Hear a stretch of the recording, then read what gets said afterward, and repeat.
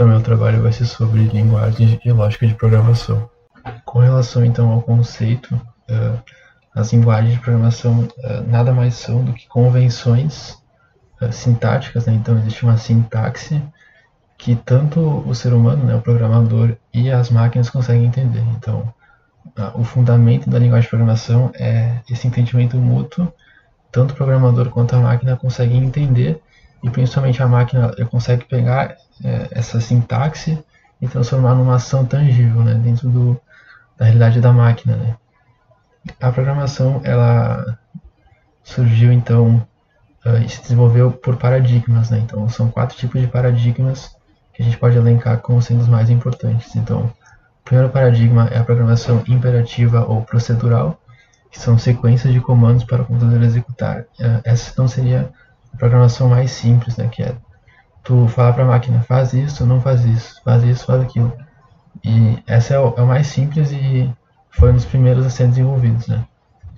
Já tem a programação funcional, que então trata a computação como uma variação de funções matemáticas, né, evita estado ou dados mutáveis.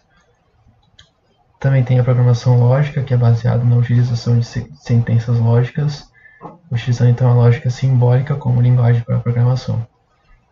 E o último paradigma, que acho que é o mais relevante para a gente, que é a questão da programação orientada a objetos, né? Então, que é uma programação fundamentada na composição e interação entre unidades de software chamada de objetos. Então, esses objetos eles se relacionam e trocam mensagem entre si. É uma sucessão da programação imperativa, né? Então, hoje em dia, as programações mais usadas, as linguagens mais utilizadas, elas são orientadas a objetos, né? Elas possuem essa abstração que a gente chama de objetos, que são unidades de programa e que eles conseguem interagir entre si e ter funções muito poderosas, né? Com relação ao histórico, então, das linguagens de programação, não existe uma data específica, tá? Mas a gente pode traçar do início da década de 30, então, com os primeiros computadores elétricos, né? Na década de 50 foi onde foram as primeiras linguagens de programação desenvolvidas, né? Então, temos a Fortran, Lisp, COBOL, mas foi só em 1970 que a gente teve, então, as primeiras linguagens assim, mais consolidadas. Então, temos o Simula, C, né? C foi um dos principais, Prolog e Pascal também. Então, foi nessa década que foram desenvolvidos os paradigmas de programação, né, que a gente tratou anteriormente. Já em 1980, então, temos o C++ como uma das principais linguagens que foram desenvolvidas, e foi nesse período, então, que inicia o surgimento, então, dos sistemas de contabilidade, e então é muito importante a gente traçar essa data como sendo o início da relevância, né, para a contabilidade em si. Na década de 90, então, tem outras linguagens que foram desenvolvidas, Java, JavaScript, Visual Basic, né, da Microsoft, Object Pascal, etc. E já no século XXI, então, temos as linguagens que são mais utilizadas atualmente, né, C#, iniciou no início do século XXI, Python, Ruby on Rails, etc. Então aqui são as linguagens de programação mais conhecidas, mais utilizadas. Aqui só faltou o C#, que não está aqui nessa imagem, mas tem então o C, o Java, o Visual Basic, Lisp, PHP, Python, C++, Pascal. Então são várias linguagens aqui que eu coloquei por exemplo, né? Então, como funciona? Existe um processamento absurdamente grande de dados em milissegundos. Então, o programa, né, por meio da linguagem de programação, ele consegue verificar milhões de informações em questões de segundos. É uma coisa assim absurda, né? E com relação às decisões do gestor de uma empresa, ele sempre deve escolher então um sistema mais robusto e que minimize a chance de erros humanos, né? Então, para evitar o retrabalho, para evitar problemas de parametrização. E aqui eu coloquei uma questão interessante, que é a transição das rotinas do profissional contábil. Então, ele vai passar da execução e vai ser voltado mais para a conferência, né? Então, o sistema vai fazer grande parte do trabalho manual e o profissional ele vai fazer meio que só fazer a conferência desses processos que a máquina vai fazer, né? Então, a relevância para a contabilidade e gestão, então, foi tratado antes.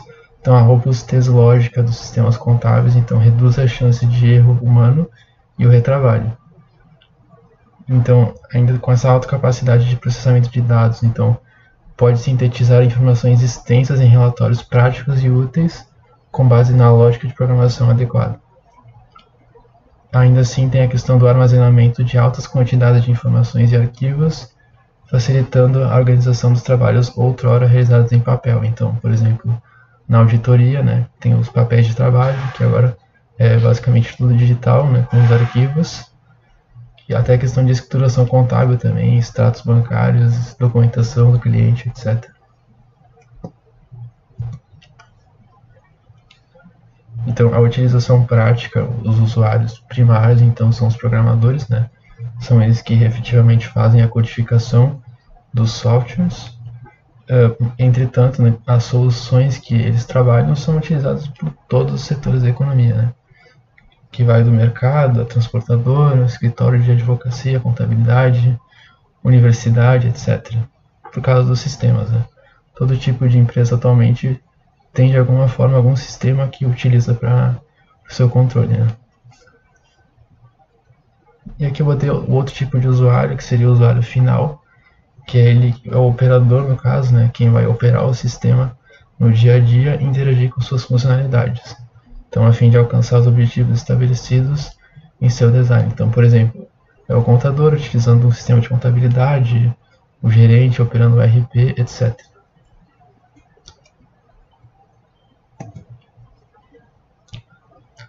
Com relação ao preço, então, como o tema é linguagem e lógica de programação, que é uma coisa mais genérica, não tem um preço específico, né? Porém, eu consigo traçar alguns paralelos aqui que a gente pode observar.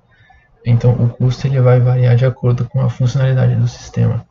Então, se o software ele é por encomenda, ou seja, o cliente ele pede um software específico para a empresa dele, então vai ter um custo maior porque tem esse custo inicial de implementação e parametrização, né? Geralmente então, é um custo maior no começo e depois um gasto mensal de manutenção. Agora, quando o software ele é um produto, que é aqueles softwares que já estão prontos e que o cliente só compra, já é um custo menor porque é meio que uma licença, né? Então isso é muito comum no sistema de contabilidade.